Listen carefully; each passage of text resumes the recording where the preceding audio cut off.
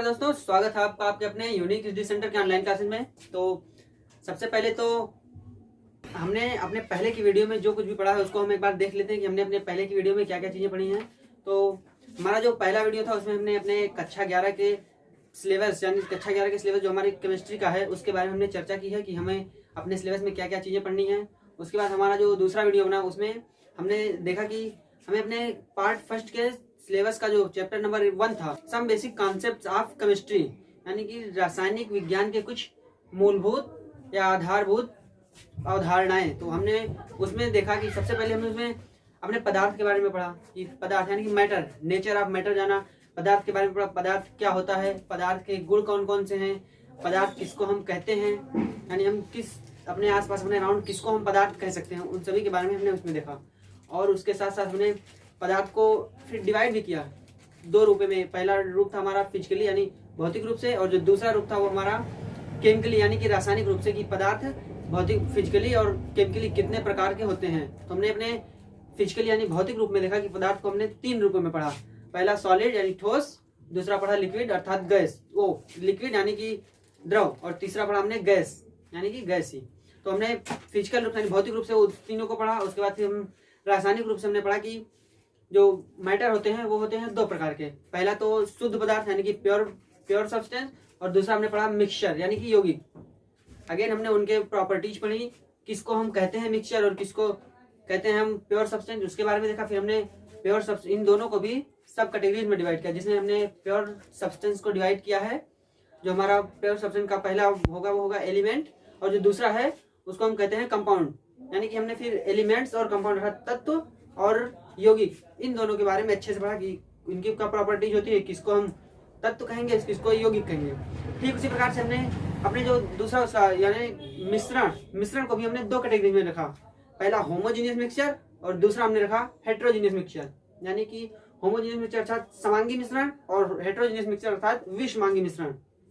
फिर हमने उन दोनों के प्रॉपर्टीज के बारे में चर्चा की और किसको हम कहते हैं समांगी मिश्रण और विषमांगी मिश्रण, उसके बारे में देखा। तो इस तरह से हमने उतनी चीजें देख ली। हम अगर जिसने भी ना देखी हो, जिस किसी ने भी उनको ना देखा हो, हमारी पिछली वीडियो को जाके देखें ताकि उनको ये वाला क्लास अच्छे से समझ में आए। और दूसरी बात और कि अगर आपको इस वीडियो को देखने से पहले आप हमारी वीडियो को लाइक कीजिए, और अगर चैनल को ना सब्सक्राइब किया हो चैनल को सब्सक्राइब कीजिए, और हमारे इस वीडियो को ज्यादा से ज्यादा शेयर भी कीजिएगा ताकि और भी बच्चों को मदद हो। तो हम जहाँ तक हमने अपने दोनों वीडियो में पढ़ी उससे आगे हम शुरू करते हैं। तो अगला हमारा टॉपिक जो है वो है प्रॉपर्टीज ऑफ मैटर, यानी पदार्थ के गुण। तो पदार्थ के गुण, हमने पदार्थ को पढ़ा है, पदार्थ के कुछ गुणों को अलग अलग पढ़ा है।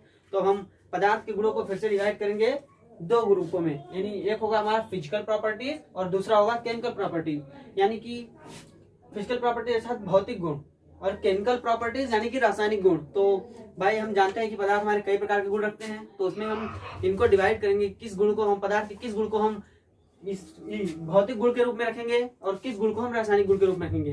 तो भौतिक गुण, भौतिक से हम समझ सकते हैं कि देखने में, यानी हम उसको अपनी आंखों से जैसा देख सकें उसी को हम भौतिक गुण कहते हैं। उसके किस किस रूप को हम देख सकते हैं, कौन कौन सा गुण देख सकते हैं, तो उसको हम भौतिक गुण कहते हैं। जिसमें हम देखते हैं हमारा जो पहला होगा कि पहले तो ये किस कलर का, इसका कलर देखेंगे ना, तो इसमें हम लिख सकते हैं कलर, कलर यानी कि रंग, उस जो भी मैटर होगा यानी जो भी पदार्थ होगा उसका रंग।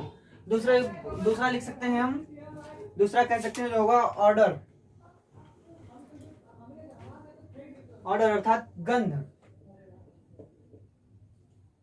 कि वो जो मैटर यानी कि जो पदार्थ है यानी मैटर जो है उसका रंग कैसा है, उसकी गंध कैसी है, वो बदबू देता है या महकता है, इसके बारे में भी हम देखेंगे। इसी को उसका बदबू देना या महकना ये हमारे फिजिकल गुण में है, क्योंकि हम उसको बिना किसी क्रिया के देख सकते हैं, बिना किसी क्रिया के उसको समझ सकते हैं कि वो गंध कैसा दे रहा है। और जो होगा उसको हम कह सकते हैं हमारा बॉइलिंग पॉइंट बोल सकते हैं,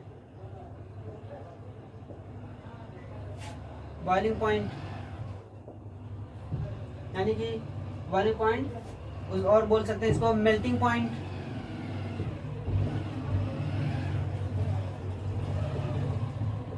बॉइलिंग पॉइंट यानी कि वह टेम्परेचर जिसपे वो बॉयल करने उबलने लगे तो उसको हम बोलेंगे बॉइलिंग पॉइंट। तो इसको देख सकते हैं। और ये मेल्टिंग पॉइंट यानी कि किसी का गलना, कब वो गलना शुरू हो जाए तो उसको गलनांक, इसको बोलते हैं गलनांक, यानी कब वो गलना शुरू होगा तो उस टेम्परेचर को हम मेल्टिंग पॉइंट बोलते हैं। तो ये हमारे कुछ फिजिकल गुण है, यानी और भी देख सकते हैं, बोल सकते हैं डेंसिटी। डेंसिटी यानी कि घनत्व। ये घनत्व भी हमारे फिजिकल यानी कि भौतिक गुण के रूप में हमारे घनत्व भी आता है। तो ये हमारे हुए कुछ भौतिक गुण। और भी चीजें आती हैं जिसको हम यहाँ पे सब चीजें नहीं बता सकते, तो और भी चीजें आती हैं जो हमारे फिजिकल गुणों में आती हैं। और जो हमारे केमिकल प्रॉपर्टीज हैं, जिसमें हमारा पहला होगा, मान लीजिए कंपोजिशन।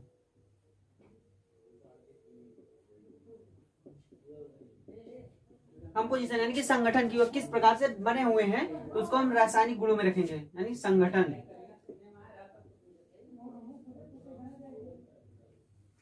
दूसरा हम ले सकते हैं कंब्यूशन यानी कि दहन, अर्थात कंब्यूशन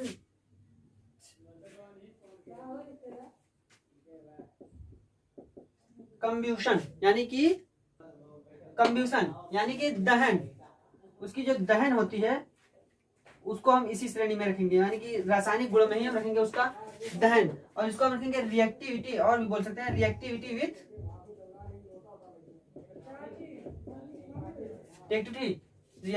विथ एसिड्स एंड बेसेस।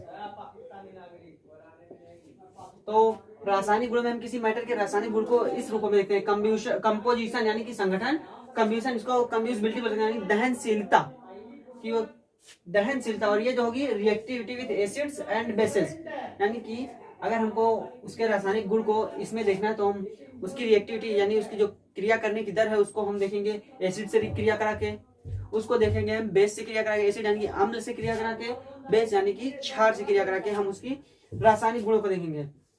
तो ये हमारे होते हैं भौतिक गुण और ये होते हैं रासायनिक गुण। और इन भौतिक गुणों को मेजर करने के लिए हमें उसकी मैटर के आइडेंटिटी को खत्म करने की जरूरत नहीं, यानी मैटर की आइडेंटिटी, हम इसका भौतिक गुण मैटर की आइडेंटिटी को रहते हुए, यानी मैटर जिस रूप में है उसी रूप में रहते हुए हम मैटर की आइडेंटिटी को, इसको उससे मैटर के भौतिक गुण को मेजर करते हैं। जबकि हमें जब केमिकल प्रॉपर्टी यानी रासायनिक गुण को मेजर करना होगा तो उसके लिए हमें मैटर के चेंजिंग, कोई भी केमिकल चेंज को देखना होगा, क्योंकि कोई भी केमिकल चेंज करा के हम उसके रासायनिक गुणों का पता लगा सकते हैं। जैसे हमारा दहन हुआ तो अगर हम उसको जलाएंगे नहीं, मैटर जलेगा नहीं, दहन नहीं होगा मैटर का, तो हम उसकी दहनशीलता कहाँ से पता करेंगे? जब वो जलेगा तभी तो हमें पता आएगा कहाँ तक जल सकता है, कितनी इसकी दहनशीलता है। या reactivity with acid and base, अगर हम उसका रिएक्शन किसी एसिड या किसी बेस के साथ नहीं कराएंगे तो हम कैसे जान पाएंगे कि वो कितना रिएक्टिव है, यानी कितना क्रियाशील है किसी एसिड के प्रति या किसी बेस के प्रति, कितना अक्रियाशील है। तो इसके लिए हम जब हमें केमिकल प्रॉपर्टीज निकालनी होगी तो मेजर करनी होगी तो हम उसके लिए कोई केमिकल रिएक्शन कराएंगे, और इसके लिए हमको कोई रिएक्शन कराने की जरूरत नहीं, वो मैटर जैसा है उसको उसी रूप में इनको हम प्राप्त करेंगे, यानी इनका मेजर करेंगे। तो ये हमारे हो गए पदार्थ के गुण। फिर हम इनको मेजर करने के लिए, ये तो हमारे प्रॉपर्टीज ऑफ मैटर, फिर इनको मेजर भी तो करना है। हमने तो देखा कि ये चीजें होती हैं, इनको मेजर करने का तरीका हम देखेंगे कौन कौन सी चीजें मेजर कैसे की जाती है। दूसरी बात आती है कि मेजरमेंट ऑफ फिजिकल प्रॉपर्टीज, यानी भौतिक गुणों का मापन। तो अब हमने भौतिक गुण देखे, तो भौतिक गुणों का मापन हमें आवश्यकता क्या पड़ी कि हमको उन गुणों को मापना पड़ा, कोई यूनिट देनी पड़ी, अर्थात कोई मात्रक देना पड़ा। आखिर क्यों, क्या आवश्यकता पड़ी कि हमें मात्रक देना पड़ा? जैसे हमारे साइंटिस्ट जो भी साइंटिस्ट थे, तो उन्होंने जब कोई इन्वेंशन किया, कोई आविष्कार किया, तो उसकी कोई मात्रा देनी थी कि किस मात्रा में वो है, किस मात्रा में उनका आविष्कार है। तो इसीलिए उन्होंने अलग अलग देशों के अलग अलग साइंटिस्ट ने अपनी अलग अलग तरीके की मात्रक रखे, अलग अलग तरीके की मात्रक रखे। किसी ने मीट्रिक सिस्टम रखा, किसी ने इंग्लिश सिस्टम रखा। लेकिन तो इससे पूरी दुनिया के लोगों को डिस्टरबेंस हुआ, कोई वहां का नहीं समझ पा रहा, कोई वहां का नहीं समझ पा रहा। तो सभी ने एक समझौता किया कि क्यों ना कोई एक ही मात्रक सिस्टम बनाया जाए, कोई एक इंटरनेशनल सिस्टम बनाया जाए जिससे पूरी दुनिया में पढ़ा जाए और हर कोई उसको समझ सके। तो इसलिए उन्होंने इसको मेजर करने के लिए एसआई सिस्टम यानी इंटरनेशनल सिस्टम ऑफ यूनिट बनाया। तो जैसे हमको कोई भी चीज मापना हुआ, मान लीजिए कोई किसी को मापन में लिखने के लिए हम मान लेते हैं कोई लेंथ है, कोई लंबाई है, मान लीजिए कोई सड़क, कैसे हम जानेंगे कितनी लंबी है? तो उसके लिए हमको एक बोलेंगे ना कि 1 किलोमीटर, मान लीजिए 1 किलोमीटर सड़क हो गई, उसकी लेंथ मान लीजिए, सड़क की लेंथ मान लीजिए 1 किलोमीटर है, 1 किलोमीटर। तो इसको हम कैसे जानेंगे कौन सा यूनिट है और क्या उसकी मात्रा है। तो यहाँ पे ये जो होता है ये इसको मात्रा बोलते हैं, यानी नंबर जो क्वांटिटी होती है उसको इससे, और जो मात्रक होगा वो यहाँ पे लिखेंगे। यानी किसी को मापने के लिए जो उसकी क्वांटिटी हम मापेंगे उसको नंबर यानी क्वांटिटेटिव रखेंगे, मात्रात्मक ये मात्रा होती है। उसको फिर डिफाइन करने के लिए हम इसको किलोमीटर यानी कि उसके मात्रक जो भी यूनिट होगी उसके रूप में हम मात्रक को इसको पीछे लिखेंगे। जैसे हमने लेंथ को इसमें लिख लिया कि लेंथ ये है, कोई लेंथ है 1 किलोमीटर, हम मान लेते हैं कोई आयतन मान लेते हैं, मान लीजिए समय का भी मात्रक होता है ना, तो समय को हम टी से जनरली दर्शाते हैं। तो समय, तो इसको क्या हम कहें 1 घंटा या 60 मिनट 60 सेकेंड, तो हम लिखे क्या 60 सेकेंड से हमने समझा क्या ये 60 सेकेंड। तो इसमें क्या ये है मात्रक समय का और ये क्वांटिटी कि उस समय में इतने नंबर हुए, इतनी क्वांटिटी हुई। तो इसी तरह से हम मात्रक इसका भौतिक गुणों का मापन करते हैं। तो जो अंतरराष्ट्रीय सिस्टम आई उसको देखते हैं, वो I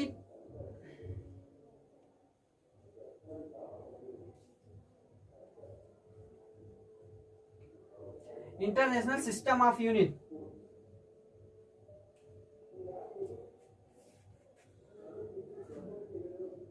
international system of unit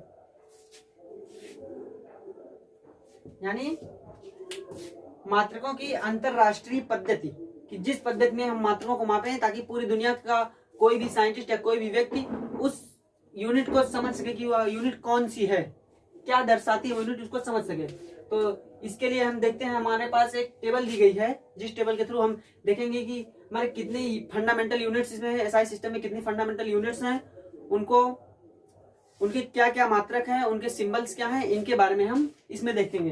तो जो दिया गया है कि हमारे पास जो 7 यानी कुल मिलाकर के 7 फंडामेंटल यूनिट्स हैं, यानी कि कुल 7 फंडामेंटल यूनिट्स।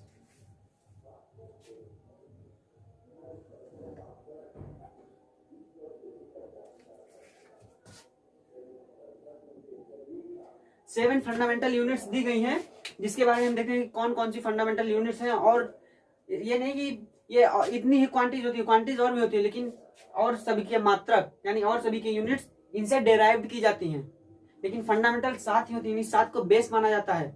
इसके अतिरिक्त जिसकी भी यूनिट हमें लिखनी होगी उसके लिए हम इन्हीं से उनको डेराइव करेंगे। तो देखते हैं हमारे पास क्या चीजें हैं, कौन कौन से हमारे फंडामेंटल यूनिट्स हैं। तो हमारी 7 फंडामेंटल क्वांटिटीज होती है, यानी 7 मूल राशियां होती हैं।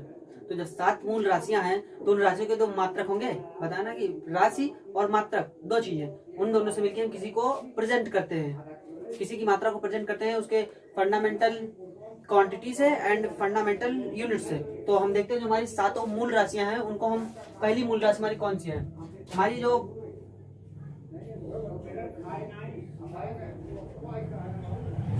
पहली मूल राशि है उसको हम कहते हैं लेंथ।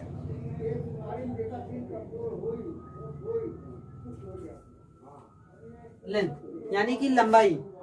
जो लंबाई हमारी मूल राशि है इसका जो सिंबल होगा वो होगा, इसको दर्शाने के लिए लेंथ का जो सिंबल उसको बोलते हैं ये एल, स्मॉल एल। ये हमारी फंडामेंटल राशि है, यानी फंडामेंटल क्वांटिटी है, मूल राशि। इसका जो सिंबल होता है एल, और जो इसकी यूनिट होती है यानी इसका जो मात्रक होता है उसको कहते हैं मीटर।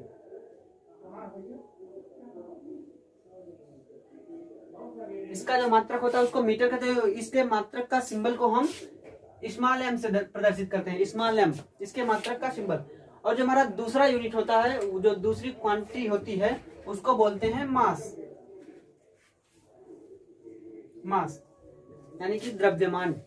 तो हमारे जो लेंथ था और जो मास होगा, मास का सिंबल यानी कि जो फंडामेंटल क्वांटिटी का सिंबल होगा उसको हम स्मॉल एम से प्रदर्शित करते हैं, स्मॉल एम।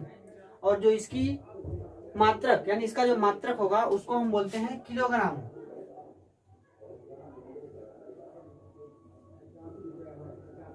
किलोग्राम इसका मात्रक क्या होगा।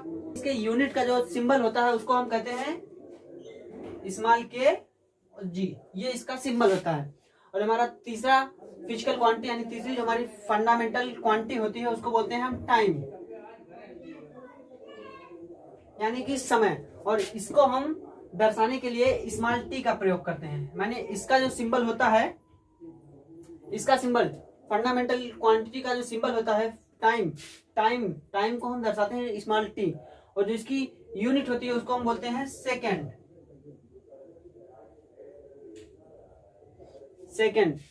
फिर इसकी माने इसका मात्रक हुआ सेकंड, फिर इसके सेकंड का सिंबल जो होगा उसको बोलते हैं स्मॉल एस। ये होता है इसका सिंबल यानी इसके मात्रक का सिंबल।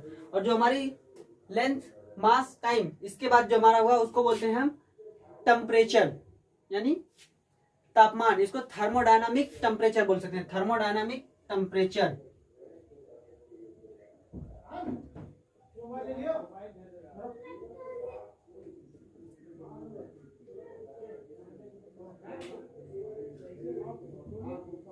थर्मोडायनामिक टेम्परेचर, इसका जो सिंबल होता है उसको हम कैपिटल टी से दर्शाते हैं, capital T, thermodynamic temperature.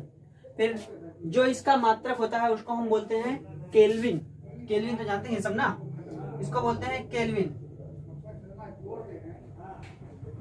Kelvin इसको दर्शाते भी हैं कैपिटल के से, यानी इसके सिंबल का, एसआई यूनिट के सिंबल का जो मात्रक वो सिंबल है उसको बोलते हैं के। यानी हमारे 4 हो गए, 4 फंडामेंटल क्वांटिटीज हो गई। 5वां जो क्वांटिटी होगी उसको हम कहेंगे इलेक्ट्रिक करंट यानी कि विद्युत धारा।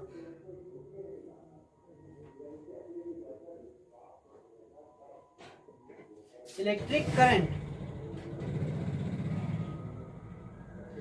करंट, इसका जो सिंबल होगा, माने इस फंडामेंटल क्वांटिटी का जो सिंबल होगा उसको हम कहते हैं कैपिटल आई से दर्शाते हैं। और जो इसका मात्रक होगा उसको बोलेंगे एम्पियर।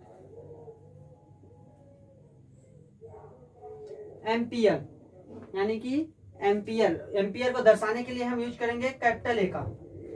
ठीक है, तो हमारे कितने हुए, 1 2 3 4 और 5। तो हमारा छठा होगा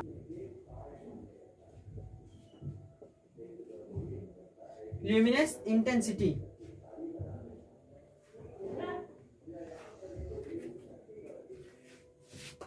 ल्यूमिनस इंटेंसिटी यानी कि ज्योति तीव्रता, इसको दर्शाने के लिए इसका जो सिंबल होगा उसको हम दर्शाने के लिए आई और नीचे वी का, इस सिंबल का प्रयोग करते हैं ल्यूमिनस इंटेंसिटी को दर्शाने के लिए। इसका जो मात्रक होता है उसको कैंडेला बोलते हैं,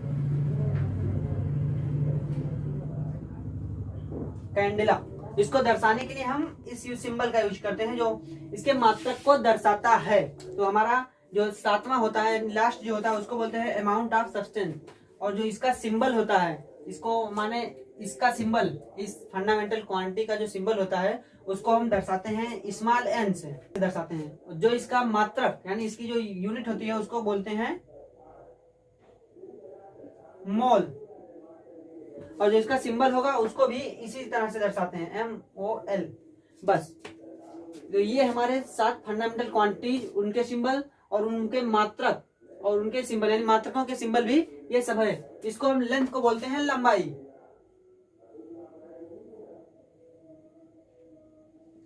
लेंथ को बोलते हैं लंबाई। मास को बोलते हैं हम द्रव्यमान।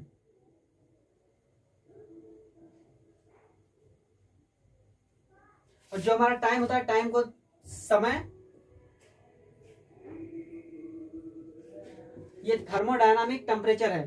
तो थर्मोडायनामिक्स को हम बोलते हैं उष्मागतिक तापमान। तो हम इसको सिर्फ तापमान लिख देते हैं, ताप। ताप का मात्रक है केल्विन। फिर ये इलेक्ट्रिक करंट, इसको हम बोल सकते हैं विद्युत धारा।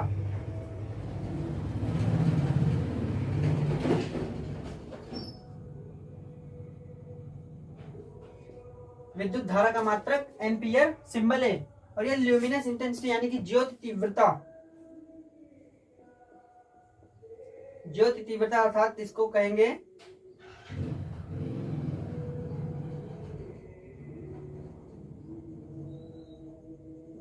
ज्योति तीव्रता।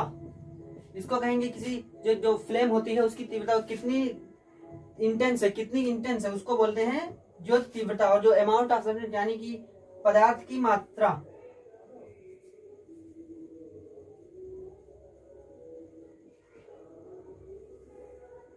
तो ये हमारे 7 फंडामेंटल क्वांटिटीज और उनके फंडामेंटल यूनिट्स हो गए। इनको बोलते हैं लेंथ यानी कि लंबाई, लंबाई का सिंबल एल, इसका मात्रक मीटर और सिंबल एम।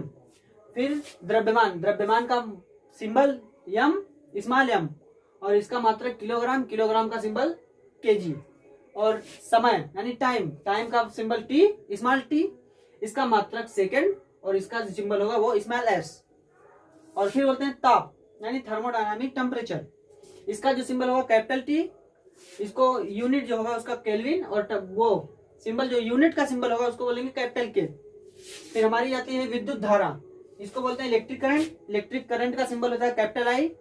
फिर एसआई यूनिट इसकी होगी एम्पियर, और इसका जो सिंबल है एम्पियर का वो होता है कैपिटल ए।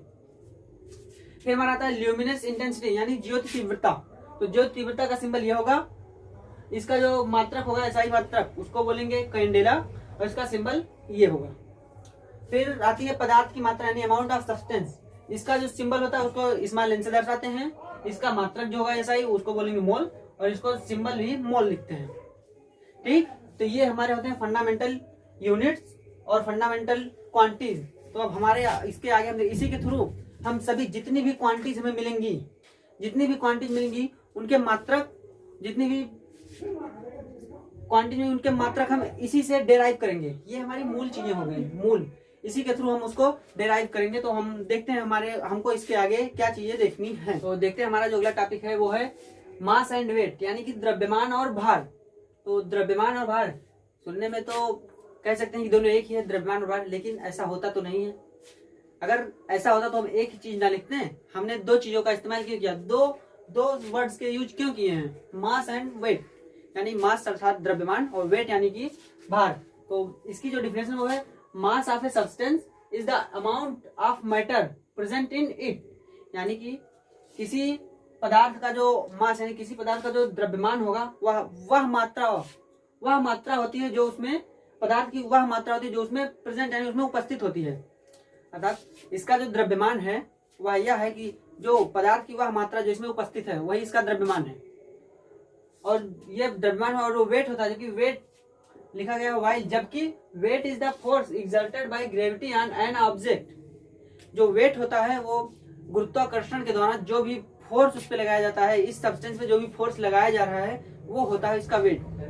हम जो तो अपना वेट तोलते हैं, हम वेट तोलते हैं, अपना मास नहीं तोलते हैं। मास के लिए हमको लेबोरेटरी जाना पड़ेगा। अगर हमको मास तोलना है अपना तो लेबोरेटरी जाना पड़ेगा। तो हम कहीं भी अपना वेट तोलते हैं उसको वेट इसलिए बोलते हैं भार। हम कहीं कांटे पे खड़े हुए हैं तोलने के लिए तो वो हमारा भार बताता है कि हम कितने वजनी हैं।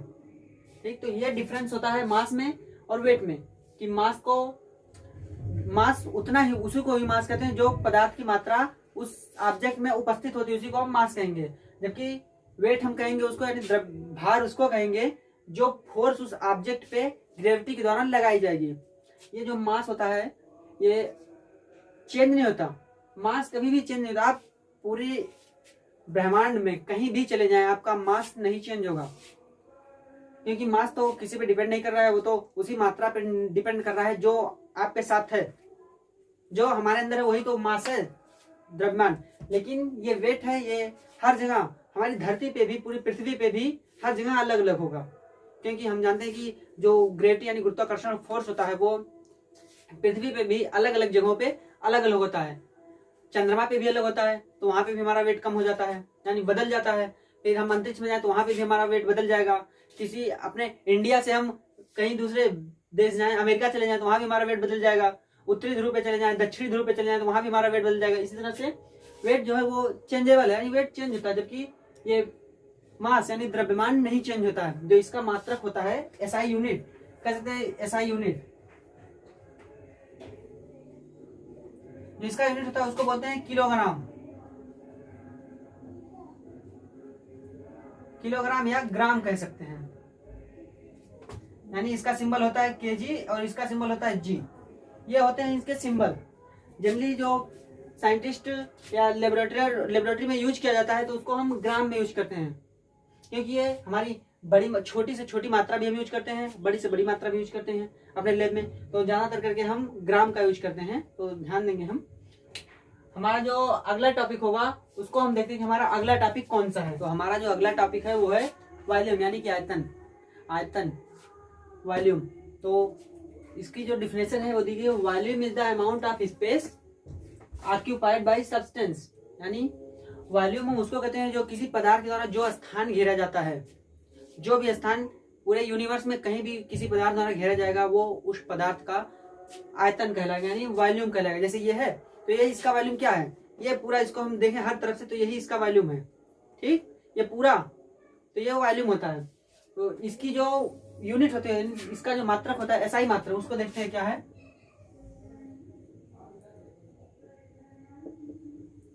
इसका जो एसआई यूनिट होता है उसको बोलते हैं हम मीटर, यानी कि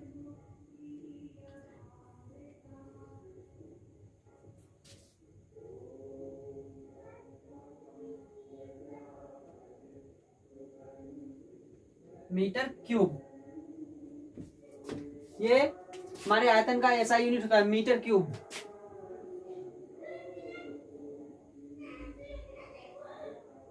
मीटर की घात 3। ये इसको एक यूनिट से और दर्शाते हैं, ज्यादातर लेबोरेटरी में को माइन्यूट चीजों की यूज करनी पड़ती है, छोटी चीजों की यूज करनी पड़ती है, इसलिए इसको हम दूसरे यूनिट से दर्शाते हैं जो है सेंटीमीटर। इस यूनिट से हम दर्शाते हैं वॉल्यूम के यूनिट को, ठीक है। तो हम जो हमारे लैब में यूज किया जाता है उसको लीटर, लिक्विड्स को नापने के लिए हम लीटर मात्रा का यूज करते हैं। लीटर हम इसका यूज करते हैं, लीटर का, जनरली लिक्विड यानी द्रव को मापने के लिए हम लीटर, इसको कहते हैं लीटर, लीटर का यूज करते हैं। इसमें ये होता है 1 लीटर बराबर, इसको जल्द से दर्शाते हैं, 1 लीटर बराबर बोल सकते हैं 1000 ml, ठीक। और यहाँ पे 1000 ml हुआ, इसको बोलते हैं आयतन। ये होता है छोटी इकाई, इसको छोटी इकाई, और ये बड़ी इकाई होती है लीटर, लीटर बड़ी, ml छोटी। तो हम लेबोरेटरी में इसको भी ml के रूप में यूज करते हैं, क्योंकि वहां पे छोटी चीजों का बहुत ही कम मात्रा में हमको यूज करने पड़ते हैं केमिकल्स के, तो इसलिए हम ml का यूज करते हैं। और इसके लिए भी हम सेंटीमीटर का यूज करते हैं, सेंटीमीटर क्यूब का, ठीक। तो ये टॉपिक रहा हमारा। फिर हम अगला टॉपिक हमारा देखते हैं कि जो हमने मास पढ़ा उसके बाद हमने वॉल्यूम भी पढ़ी, तो हम देखते हैं उन दोनों में रिलेशन, जिसको हम कहते हैं डेंसिटी। यानी डेंसिटी जो होती है वो होता है, डेंसिटी को हम लिख सकते हैं मास अपॉन वॉल्यूम,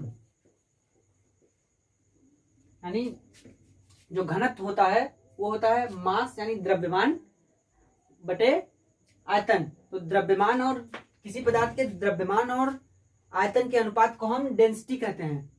तो डेंसिटी होती है जो कोई भी पदार्थ हो उसकी डेंसिटी हमें निकालनी होगी, तो उसके लिए हमें उसके मास की जरूरत है कि उसका द्रव्यमान कितना है और उसका वॉल्यूम कितना है, उसी को इस फॉर्म में रख के निकाल लेंगे हम अपनी डेंसिटी। तो डेंसिटी की जो डिफिनेशन होती है वो डिफिनेशन होती है पदार्थ की वह मात्रा जो 1 यूनिट वॉल्यूम में होती है, पदार्थ की वह मात्रा यानी पदार्थ का वह द्रव्यमान जो 1 यूनिट वॉल्यूम यानी 1 यूनिट आयतन में जो द्रव्यमान पदार्थ का होता है उसी को हम डेंसिटी बोलते हैं। क्या? डेंसिटी यानी घनत्व। तो घनत्व आया समझ में कि जो पदार्थ होगा, कोई पदार्थ एक निश्चित आयतन देखेंगे, एक निश्चित आयतन, कोई भी निश्चित हमने आयतन लिया, उसमें जो पदार्थ की मात्रा है, जितना भी पदार्थ यानी पदार्थ का जो मास है उसी को बोलते हैं हम 1 यूनिट। जब 1 यूनिट वॉल्यूम लेंगे, 1 यूनिट आयतन लेंगे, वो चाहे जिस मात्रक में हो, कोई भी मात्रक हो, तो उसमें जो वॉल्यूम लेंगे 1 यूनिट, उसमें जो पदार्थ की मात्रा यानी पदार्थ का जो द्रव्यमान होगा उसी को हम बोलेंगे घनत्व यानी डेंसिटी। तो ये हमारा घनत्व टॉपिक है। अब हम देखते हैं इसका जो मात्रक, इसका जो एसआई यूनिट होती है, एसआई यूनिट यानी मात्रक, तो हमने बताया ना कि इसका जो ये फंडामेंटल क्वांटिटी तो है नहीं, डेंसिटी फंडामेंटल क्वांटिटी नहीं, लेकिन मास तो फंडामेंटल क्वांटिटी है। तो हम इसका मात्रक निकालेंगे, तो डेंसिटी, इसको हम मान इससे चलिए मात्रक निकालते हैं। तो मास का जो मात्रक होता है, मास बटे में वॉल्यूम। मास के मात्रक को हम क्या लिखते हैं? मास का मात्रक किलोग्राम, ये लिखते हैं ना मास का मात्रक। और वॉल्यूम का मात्रक होगा, वॉल्यूम को हम लिखते हैं लीटर, या तो हम लिख सकते हैं मीटर क्यूब, है ना। लीटर लिखे हैं, मीटर क्यूब। उसके बाद इसको, ये बड़ी क्वांटिटी होगी, इसको हम इस शुद्ध रूप से इसे लिखेंगे किलोग्राम मीटर की पावर 3, ये होगा हमारा शुद्ध रूप, ठीक। और इसकी जो छोटी क्वांटिटी होती है, छोटी, इसको हम लिखेंगे ये ग्राम और centimetre cube, gram centimetre cube, ये होगी हमारी छोटी क्वांटिटी। माने जब हम, अर्थात हमको जब बड़े स्तर पे यूज करना होगा, घनत्व का मात्रक जो हमें बड़े स्तर पे यूज करना होगा, तो उसके लिए हम किलोग्राम मीटर क्यूब, और जब छोटे स्तर पे यूज करना होगा तो उसके लिए हम ग्राम और सेंटीमीटर क्यूब का इस्तेमाल करेंगे।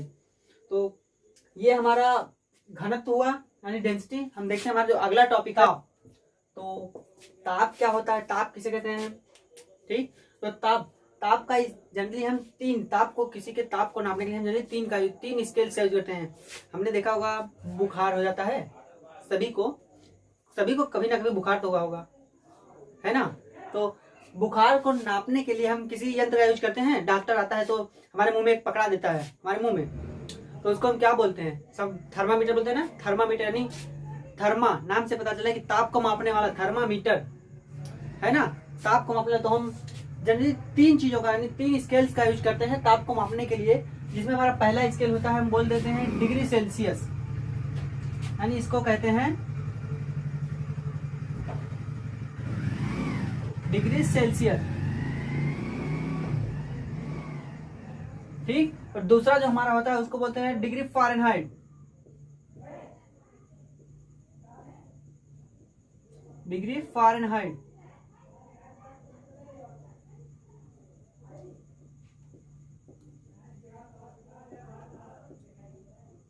ये होता है दूसरा। तीसरे को हम जानते हैं, जो कि इसकी एसआई यूनिट है, यानी केल्विन। इसको हम कैसे ही दर्शाते हैं, केल्विन। ये हमारे जो टेम्परेचर होता है, टेम्परेचर के तीन स्केल्स दिए गए हैं। ये तीन टेम्परेचर के स्केल्स हैं, तीन रूपों में टेम्परेचर के स्केल होते हैं। तीन प्रकार के स्केल टेम्परेचर को नापने के लिए पाए जाते हैं, यानी जिनका यूज किया जाता है। तो हम देखते हैं कि टेम्परेचर में जो इसका टेम्परेचर का एसआई यूनिट जो होती है,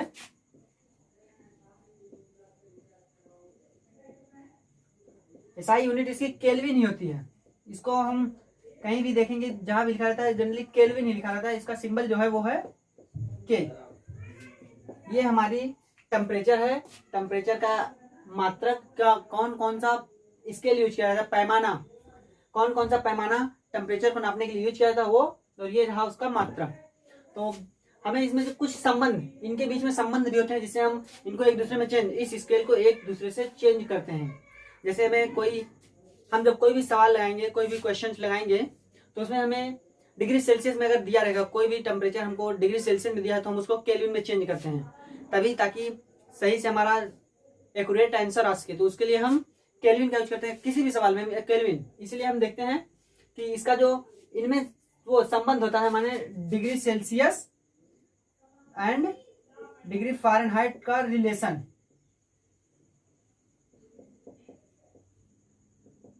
इसका जो रिलेशन होगा उसको लेंगे। ये रिलेशन होता क्या है, इस रिलेशन का यूज बहुत ज्यादा, ये जो रिलेशन हम बताने जा रहे हैं ना, ये यहाँ ही नहीं, हमारे सिर्फ एकेडमिक एरिया में ही नहीं, ये कंपटीशन के पेपर में बहुत पूछा जाता है। ये रिलेशन है, कंपटीशन में भी बहुत ज्यादा पूछा जाता है। तो इसको बोलते हैं, ये होता है एफ माने डिग्री फ़ारेनहाइट -32 बराबर 9/5 डिग्री सेल्सियस। ये होता है हमारा फार्मूला, अर्थात ये होता है हमारा रिलेशन। इसी के थ्रू हम इस फ़ारेनहाइट को इस डिग्री सेल्सियस में बदल सकते हैं, और इस डिग्री सेल्सियस टेम्परेचर, जो टेम्परेचर हमको डिग्री सेल्सियस में दिया गया है, उसको हम डिग्री फ़ारेनहाइट में बदल सकते हैं। ये रहा। उसके बाद फिर बात आएगी कि इन्हीं दोनों में रिलेशन हुआ है ना, जबकि तीन पैमाने दिए गए हैं। तुम्हारा तीसरा रिलेशन, यानी तीसरे पैमाना कैसे हम इन दोनों को तीसरे पैमाने में कैसे बदलेंगे, तो उसके लिए भी एक दिया गया है, वो है ये केल्विन। केल्विन इक्वल्स टू होता है डिग्री सेल्सियस प्लस 273.15। ये होता है हमारा फार्मूला, अर्थात ये रिलेशन होता है, हमें पहुंचाएगा केल्विन तक। अर्थात हमको अगर डिग्री सेल्सियस दिया गया हो, तो हम इस फार्मूले के तहत फ़ारेनहाइट में पहुंचेंगे कि हमको डिग्री सेल्सियस में जो वैल्यू दी गई है वो फ़ारेनहाइट में कितनी है। फिर यहाँ से हमको डिग्री सेल्सियस हमने निकाला, तो डिग्री सेल्सियस हम यहाँ पे रखेंगे, तो हमको वो वैल्यू केल्विन मिल जाएगी। ठीक है, अर्थात हम इन तीनों को केल्विन, फ़ारेनहाइट और डिग्री सेल्सियस आपस में चेंज कर सकते हैं। जो भी दिया गया उसको डिग्री सेल्सियस से फ़ारेनहाइट, फ़ारेनहाइट से केल्विन, या केल्विन दिया गया है तो उसको डिग्री सेल्सियस और फ़ारेनहाइट में हम बदल सकते हैं। तो ये हमारा टॉपिक है। ये अब अगला टॉपिक जो हमारा है, अब आज की वीडियो में हम इतना ही पढ़ेंगे। फिर जो हमारी अगली वीडियो होगी जो संबंधित होगी हमारे लेबोरेटरी कैलकुलेशन से, जो उसमें त्रुटि आ जाती है, एरर्स जो आ जाते हैं, उनको शुद्ध करने के लिए किस चीज़ों का यूज, किस प्रकार से हम यूज करते हैं, तो उसको हम अगले वीडियो में पढ़ेंगे। तो ये पूरा वीडियो देखने के लिए